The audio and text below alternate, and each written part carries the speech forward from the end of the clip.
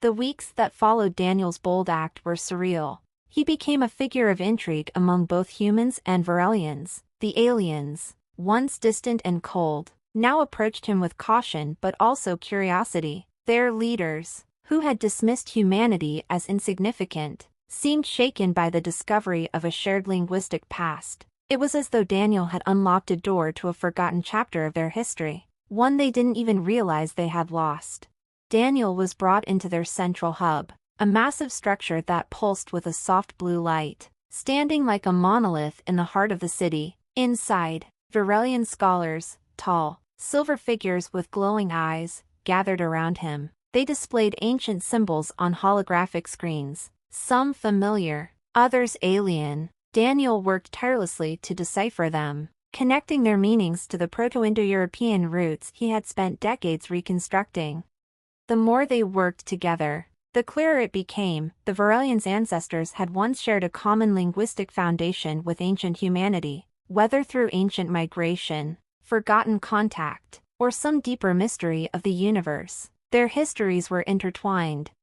This revelation spread among the Varelians like wildfire. For a species that prided itself on its superiority, the idea that their origins might be linked to humans was humbling. Their arrogance began to fade, replaced by a cautious respect for humanity. The change was tangible. The harsh treatment in labor camps softened. Varelian guards no longer barked orders or mocked the workers. Instead, they began asking questions about human culture, history, and language. The once hostile relationship began to thaw, slowly but surely.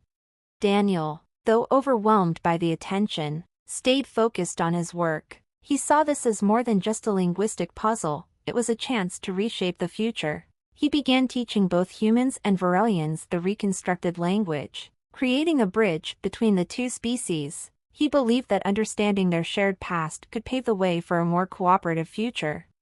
One day, Daniel was invited to address a gathering of Varelian leaders and human representatives. The hall was vast, its walls glowing faintly, filled with the hum of alien technology. As he stood before the crowd, he felt the weight of the moment. He spoke in the ancient tongue, weaving together words that carried the echoes of both species' histories. He spoke of unity, of the shared journey of life, and of the importance of preserving what had been rediscovered. The Varelians listened intently, their expressions unreadable but their stillness speaking volumes.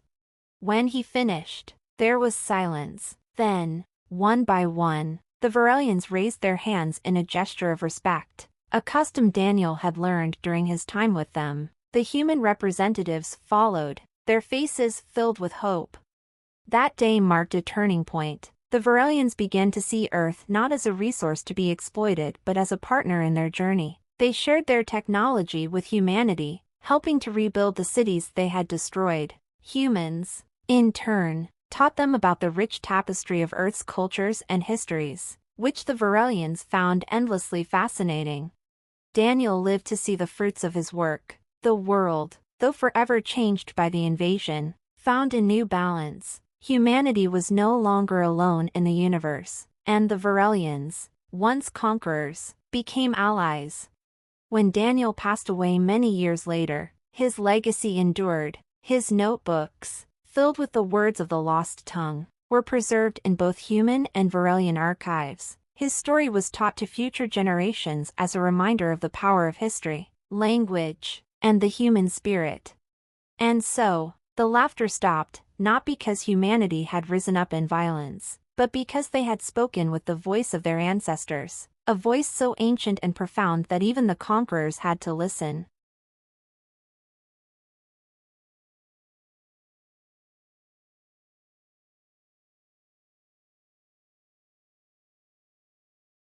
The day the alien ships appeared in the sky, the Earth fell silent. No warning, no communication, just immense vessels hovering over cities, casting shadows that swallowed entire neighborhoods. They called themselves the Varelians, though humans only learned this much later. At first, they seemed indifferent to humanity's attempts at diplomacy. Their purpose was clear: take what they wanted. Varelians were strange creatures, tall and glimmering as if made of polished silver. Their eyes shone with an inner light, and their bodies moved with an almost unnatural grace. To them, humanity was insignificant, small, fragile, and not worth serious consideration. When they finally communicated, it was through their strange, clicking language, translated by machines that stripped their tone of any warmth. Humans tried to resist. Of course, armies mobilized, weapons were fired, but nothing worked. The Varelians' technology was too advanced. Missiles dissolved in the air before reaching their ships. Tanks were reduced to molten slag by beams of light. Within weeks, humanity surrendered. Once the fighting ended, the Varelians established control. They didn't kill everyone. They saw no need. Humans were useful as workers, gathering resources and maintaining the machines the Varelians brought with them. Earth, with its water, minerals, and atmosphere, was just another stop in their endless expansion. The invaders took what they needed, and the people who once ruled the planet became laborers under their command. The Varelians often laughed at humans, not in a way that felt lighthearted or playful, no, it was cruel. They mocked humanity's weakness, their primitive technology, their inability to resist. They called humans the fleeting ones, a reference to how short human lives seemed compared to theirs. The laughter stung because it carried truth. Humans had little power left. Among the billions living under alien rule was a man named Daniel Cross. Daniel wasn't a soldier or a scientist. He wasn't a leader or a genius. He was a linguist, a professor who had spent most of his life studying ancient languages no one spoke anymore. Fragments of words etched into stones or preserved in faded texts. Before the invasion, his work had been obscure, appreciated only by fellow scholars. He had spent years reconstructing Proto-Indo-European, a language that existed thousands of years ago, long before modern tongues like English or Hindi had evolved. After the Varelians arrived, his research felt pointless. What good was a dead language when the world was being stripped bare? But Daniel couldn't let go of his passion. In the evenings, after his labor shifts, he would sit in the small, shared quarters provided by the Varelians and pore over his old notebooks. The patterns of ancient speech fascinated him. To him, language was more than words, it was the history of a people, a map of how they thought and lived. One day, while repairing a Varelian device in a dusty warehouse, Daniel noticed something strange. The symbols etched onto the machine looked familiar. At first, he dismissed it as a coincidence, but the shapes nagged at him. That night, he dug through his notes, comparing the symbols to his reconstructed Proto-Indo-European vocabulary.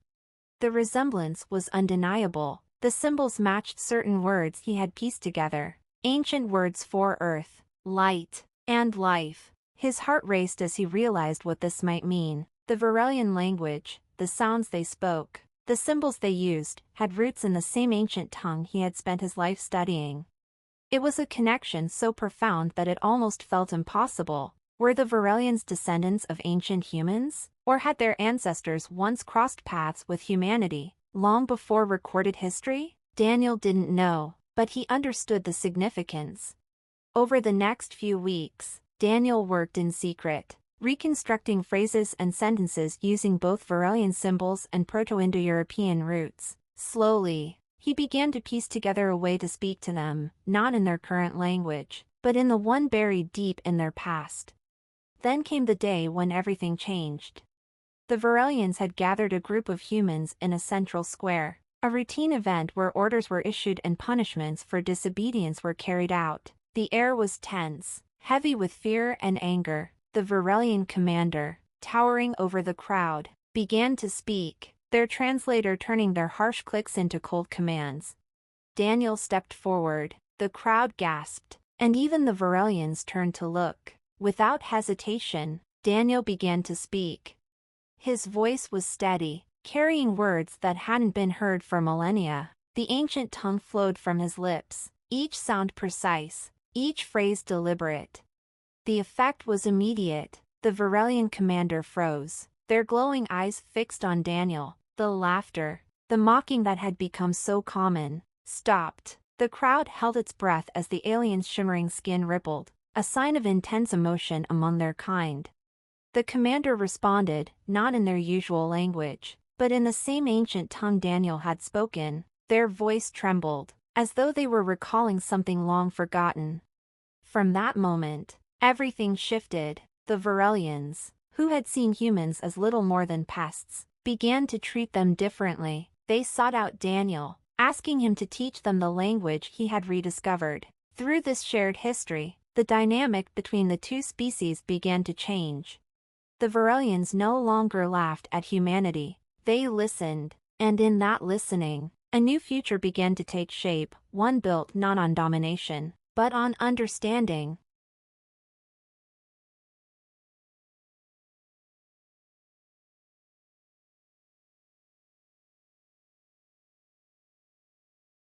The day the Varelians arrived, the world changed forever. Their ships were enormous, casting shadows over entire cities, their smooth metallic surfaces reflecting the sun's light in strange patterns. They didn't come with greetings or warnings, they simply landed, and with them came the end of human control over Earth.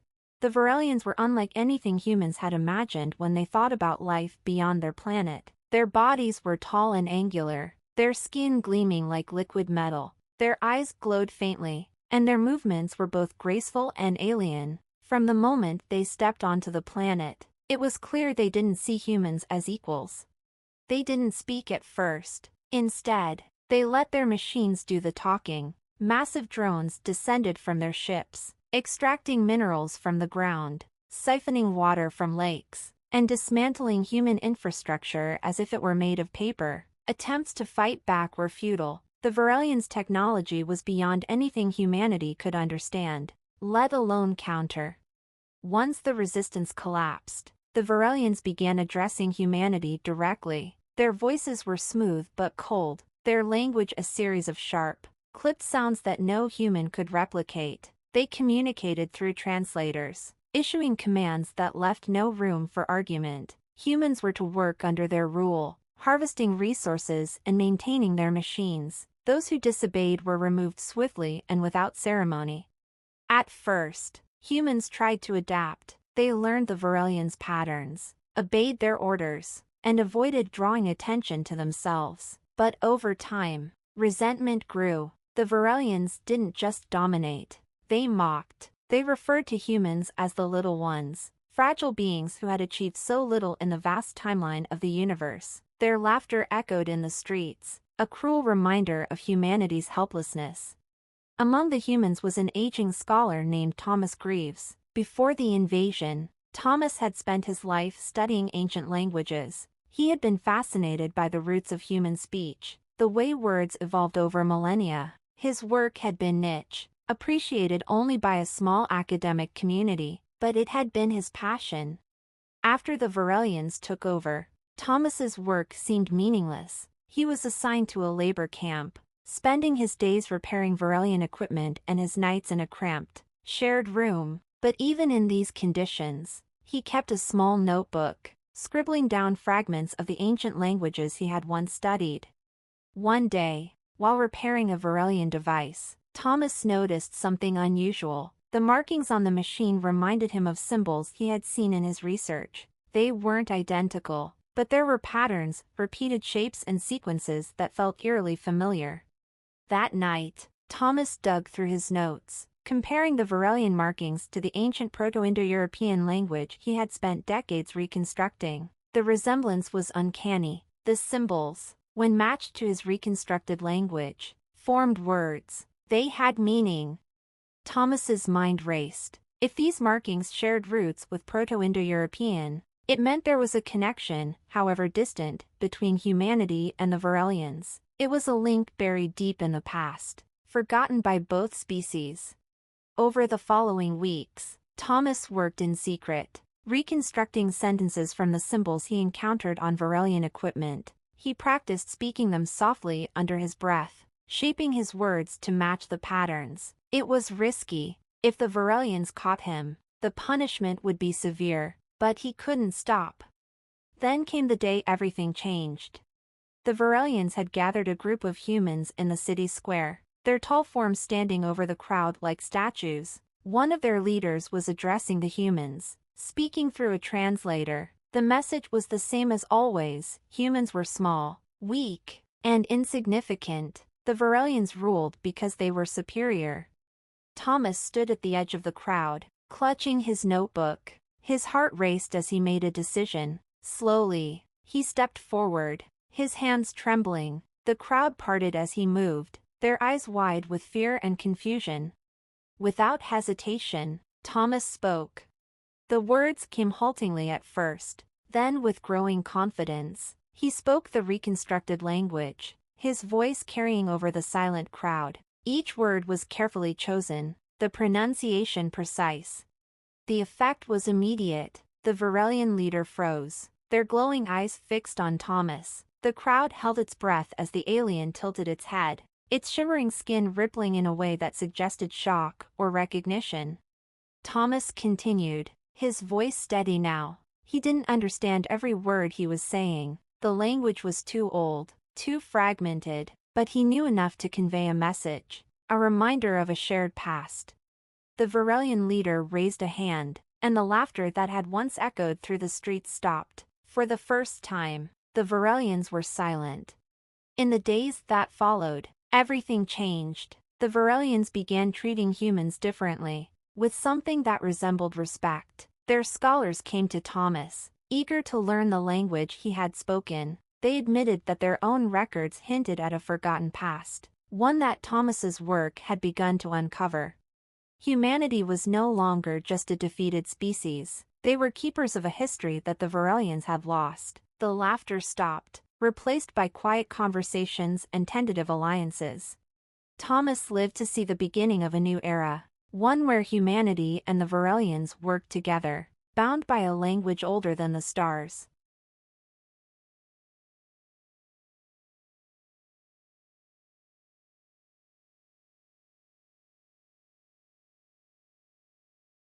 As the days turned to weeks, Elias and his group were brought into Varelian chambers. Their presence no longer met with contempt but with cautious curiosity. Varelian scholars, those who had studied their own ancient history but failed to piece it together, sat with Elias, eager to hear the lost tongue of their ancestors.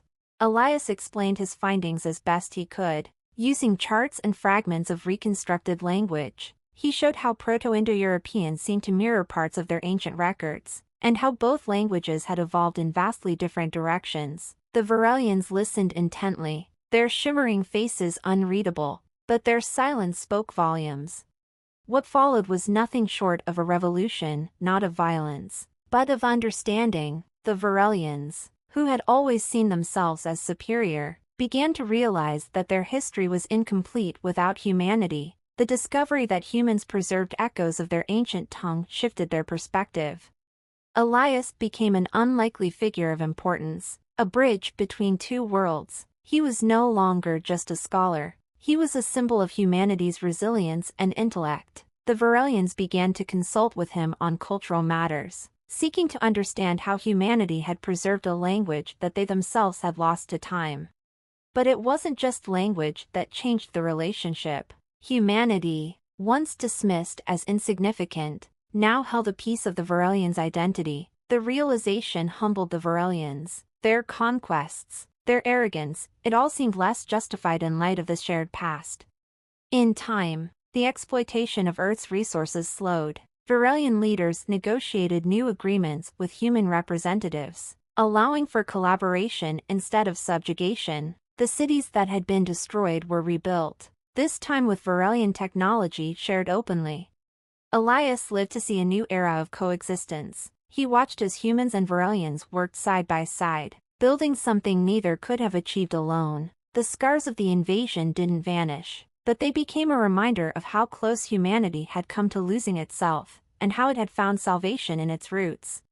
When Elias passed away, he was honored by both species. His work, his courage, and his unwavering belief in the power of history had changed the course of two civilizations. And so, the laughter stopped, not because humans had risen in violence, but because they had spoken with the voice of their ancestors, a voice so ancient and powerful that even the stars seemed to listen.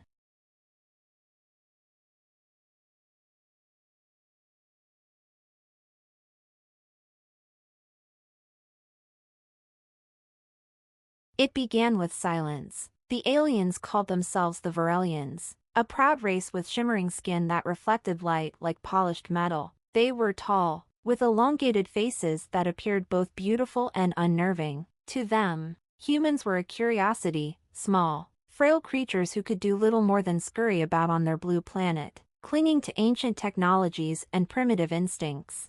For centuries, the Varelians had expanded their empire across the stars, subjugating species they deemed unworthy of independence. When they arrived on Earth, their intentions were clear. They wanted Earth's resources, its water, its minerals, its strategic position in a galactic sector. Humans were an afterthought. At first, the Varelians didn't even bother communicating. They simply descended in their colossal ships, their presence blotting out the skies over cities. Their machines hummed as they began stripping the planet of its wealth. Humans resisted. Of course, there were attempts to fight back, missiles launched, armies mobilized, but the Varelian technology was centuries ahead. Cities crumbled in moments, and the world's leaders surrendered within weeks. The Varelians allowed humans to live, but only under strict control. Humans became workers, assigned tasks to help harvest Earth's resources. Those who disobeyed were punished swiftly, often publicly, as a reminder of their helplessness. The Varelians didn't hate humans, they simply didn't see them as equals. When they did speak of humans, it was with a kind of amused disdain. They are a stubborn species, one Varelian scientist wrote in a report. Perhaps that is their only redeeming quality, otherwise, they are unremarkable. Years passed. Humanity adapted, as it always does, to this new reality. Small acts of rebellion occurred in secret, but none succeeded in making a dent in the Varelian rule. Life continued under their shadow. Among the enslaved humans were scholars, historians, and linguists who had been forced to abandon their work, but some continued in secret, hiding their research from the alien overseers. One such scholar, an aging linguist named Elias Moore, spent his nights poring over ancient texts and records. Elias was fascinated by languages. Before the invasion, he had been researching the Proto-Indo-European language, an ancient and forgotten tongue believed to be the root of many modern languages. It was a puzzle he had spent his life trying to piece together, reconstructing words and phrases from scattered remnants. After the invasion, his research seemed pointless. What use was an ancient language in a world ruled by aliens? But Elias continued, partly out of habit, partly as a form of quiet defiance. He believed that preserving the past was an act of resistance, even if no one else saw it that way. One night, while studying a fragment of a reconstructed text, Elias noticed something strange. The words he had pieced together bore a striking resemblance to certain symbols used by the Varelians. It was a tenuous connection, but it piqued his curiosity. Over the next few months, Elias began comparing his work with Varelian writings he had secretly photographed during his labor shifts. The similarities were undeniable. Elias realized that the Varelian language had roots in the same ancient tongue he had been studying. It was an astonishing discovery, one that suggested a deep, almost unfathomable connection between humanity and the Varelians. Elias shared his findings with a small group of trusted friends. Together, they began to reconstruct sentences in the Proto-Indo-European language, testing their theories. The more they worked, the more convinced they became that this ancient language could be a bridge, a way to communicate with their oppressors on equal footing. The group decided to take a risk. During a public ceremony where a high-ranking Varelian official was addressing a crowd of human workers, Elias stepped forward. His sudden movement caused a stir, and the guards aimed their weapons at him. But before they could act, Elias spoke. He spoke in the lost language of humanity's ancestors, his voice steady and clear. The effect was immediate. The Varelian official froze, their metallic skin rippling in what could only be described as shock. The gathered crowd fell silent, their fear replaced by confusion and curiosity. Elias continued speaking, weaving together phrases that had not been heard for thousands of years. The official responded, not in their usual dismissive tone, but in a voice tinged with something that sounded like reverence or fear. Over the following days, Word spread of what had happened. The Varelians, who had once viewed humans as little more than pests, began to treat them differently. Meetings were held, and Varelian scholars arrived on Earth to study Elias and his companions. It was revealed that the Varelians' own ancestors had spoken a version of the same ancient language, long before they became the empire they were now. Hearing it again had stirred something deep within them, a connection to a time they had almost forgotten. The dynamic shifted. The Varelians, who had once laughed at humanity's weakness, now saw them as a mystery, a species that held the key to their own forgotten past. The relationship between the two races changed, slowly but surely, from one of domination to one of mutual respect. Humanity had found its voice, not in weapons or rebellion, but in the power of its history. The laughter had stopped, and in its place came a profound silence, a silence that marked the beginning of understanding.